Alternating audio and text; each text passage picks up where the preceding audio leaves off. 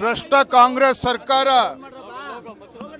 ಈ ಕಾಂಗ್ರೆಸ್ ಪಕ್ಷದ ಮುಖಂಡರು ವಿಧಾನಸಭಾ ಚುನಾವಣೆ ಸಂದರ್ಭದಲ್ಲಿ ಭ್ರಷ್ಟಾಚಾರದ ಆರೋಪಗಳನ್ನು ನಮ್ಮ ಮೇಲೆ ಹೊರಿಸಿ ಭ್ರಷ್ಟಾಚಾರ ರಹಿತ ಆಡಳಿತನ ನೀಡ್ತೇವೆ ಅಂತೇಳಿ ಇವತ್ತು ರಾಜ್ಯದ ಜನರಿಗೆ ಭರವಸೆಯನ್ನು ಕೊಟ್ಟು ಅಧಿಕಾರಕ್ಕೆ ಬಂದಿರತಕ್ಕಂತ ಕಾಂಗ್ರೆಸ್ ಸರ್ಕಾರ ರಾಜ್ಯದ ಜನರಿಗೆ ಇವತ್ತು ಮೋಸ ಮಾಡಿದ್ದಾರೆ. ಹಗಲು ದರೋಡೆಯನ್ನು ಮಾಡ್ತಾ ಇದ್ದಾರೆ. ವಾಲ್ಮೀಕಿ ಅಭಿವೃದ್ಧಿ ನಿಗಮದಲ್ಲಿ ಇವತ್ತು ದಲಿತರಿಗೆ ಮೀಸಲಿಟ್ಟಿರ್ತಕ್ಕಂಥ ಹಣವನ್ನು ಕೊಳ್ಳೆ ಹೊಡೆದು ಲೋಕಸಭಾ ಚುನಾವಣೆಗೆ ಬೇರೆ ಬೇರೆ ರಾಜ್ಯಗಳಿಗೆ ವರ್ಗಾವಣೆ ಆಗಿದೆ ಹಣ. ಮತ್ತೊಂದು ಕಡೆ ಇವತ್ತು ಮೂಡ ಸ್ವತಃ ಮುಖ್ಯಮಂತ್ರಿಗಳ ತವರು ಇವತ್ತು ಮೂಡದಲ್ಲಿ ಮೈಸೂರು ಅಭಿವೃದ್ಧಿ ಪ್ರಾಧಿಕಾರದಲ್ಲಿ 4,000 ಕೋಟಿಗೂ ಹೆಚ್ಚು ಮೊತ್ತದ ದೊಡ್ಡ ಹಗರಣ ಇವತ್ತು ಬಯಲಿಗೆ ಬಂದಿದೆ.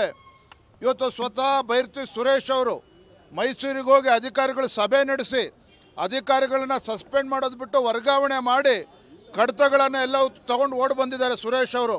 ನಮ್ಮ ನೇರವಾಗಿರ್ತಕ್ಕಂಥ ಆರೋಪ, ಜಿಲ್ಲಾಧಿಕಾರಿಗಳು 6-7 ತಿಂಗಳ ಹಿಂದೆ ಇವತ್ತು ಸರ್ಕಾರಕ್ಕೆ ವರದಿಯನ್ನು ಕೊಟ್ಟಿದ್ದಾರೆ. ಹಗರಣ ಆಗಿದೆ, ಸಾವಿರಾರು ಕೋಟಿ ಹಗರಣ ಆಗಿದೆ ಅಂತೇಳಿ ಗೊತ್ತಿದ್ರೂ ಸಹ ಆ ಕಡತವನ್ನು ಇವತ್ತು ಸರ್ಕಾರ ಗಮನಕ್ಕೆ ಬಂದರೂ ಸಹ ಇದನ್ನು ಮುಚ್ಚಿಟ್ಟು ಈಗ ಬಹಿರಂಗ ಆದಮೇಲೆ ಓಡೋಡಿ ಬಂದು ಸಚಿವರು ಈಗ ಅಲ್ಲಿ ಅಧಿಕಾರಿಗಳನ್ನ ಟ್ರಾನ್ಸ್ಫರ್ ಮಾಡಿ ನಿಜವಾಗ್ಲೂ ನಿಮಗೆ ತಾಕತ್ತಿದ್ದರೆ ಅಧಿಕಾರಿಗಳು ಸಸ್ಪೆಂಡ್ ಮಾಡಬೇಕಾಗಿತ್ತು. ಯಾಕೆ ಅಧಿಕಾರಿಗಳು ಸಸ್ಪೆಂಡ್ ಮಾಡಿಲ್ಲ? ಇವ್ರ ಬುಡಕ್ಕೆ ಬರುತ್ತೆ, ಸಚಿವರ ಬುಡಕ್ಕೂ ಬರುತ್ತೆ, ಮುಖ್ಯಮಂತ್ರಿಗಳ ಬುಡಕ್ಕೂ ಬರ್ತದೆ.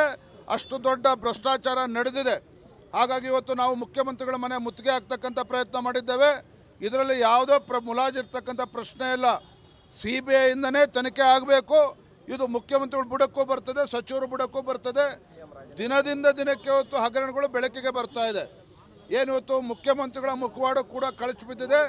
ಮುಖ್ಯಮಂತ್ರಿಗಳು ಸಹ ರಾಜೀನಾಮೆ ಕೊಡಲೇಬೇಕು. ಮುಖ್ಯಮಂತ್ರಿಗಳು ರಾಜೀನಾಮೆ ಕೊಡಬೇಕು. ಇದನ್ನು CBI ತನಿಖೆಗೆ ಕೊಡಬೇಕು. ಏನು ಕಡತ ಹಿಡ್ಕೊಂಡು ಓಡಿ ಬಂದಿದ್ದಾರೆ ಸುರೇಶ್ ಅವರು, ಕಡತವನ್ನು ತಿತ್ತಕ್ಕಂಥ ಕೆಲಸವನ್ನು ಮಾಡ್ತಾರೆ. ಹಾಗಾಗಿ ತತ್ಕ್ಷಣ ಒಂದು ನಿಜವಾಗ್ಲೂ ಕೂಡ ಪ್ರಾಮಾಣಿಕರಿದ್ದರೆ BJP ಸರ್ಕಾರದ ಸೈಟ್ ಕೊಟ್ಟಿದ್ದಾರೆ, ಯಾವಾಗ ಕೊಟ್ಟಿದ್ದಾರೆ ಅದು ಸೆಕೆಂಡ್ರಿ. ಆದರೆ ನಿಮ್ಮ ಸರ್ಕಾರ ಬಂದಮೇಲೂ ಕೂಡ ಹಗರಣ ಆಗಿದೆ. ನಮ್ಮ ಸರ್ಕಾರದಲ್ಲಿ ಆಗಿದ್ದನ್ನು ಸೇರಿಸಿ ನೀವು CBI ತನಿಖೆ ಕೊಡಿ. ಆದರೆ ತನಿಖೆ ಆಗೋರು ಕೂಡ ಮುಖ್ಯಮಂತ್ರಿ ತಮ್ಮ ಸ್ಥಾನಕ್ಕೆ ರಾಜೀನಾಮೆ ನೀಡಬೇಕು. ಇದು ಭಾರತೀಯ ಜನತಾ ಪಾರ್ಟಿ ಒತ್ತಾಯ ಮಾಡ್ತಾ ಇದೆ, ಹೋರಾಟ ಮಾಡ್ತಾ ಇದ್ದೇವೆ. ಅಧಿವೇಶನದ ಸದನದ ಒಳಗಡೆ ಹೊರಗಡೆನೂ ಕೂಡ ನಾವು ಹೋರಾಟವನ್ನು ಮಾಡೋರಿದ್ದೇವೆ.